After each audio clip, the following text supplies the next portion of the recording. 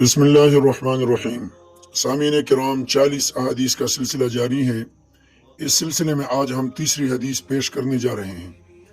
اس حدیث کی روایت بھی امام بخاری اور امام مسلم نے کی ہے۔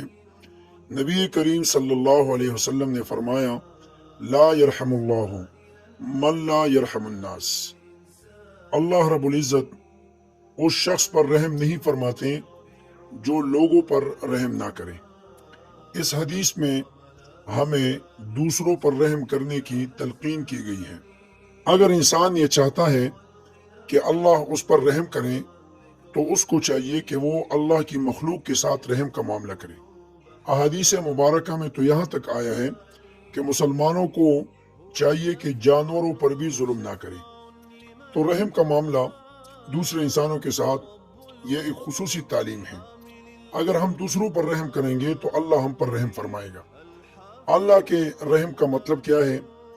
اللہ کی رحمت کا مطلب یہ ہے کہ اللہ کریم ہمیں دنیا اور آخرت کی نعمتوں سے نوازیں گے۔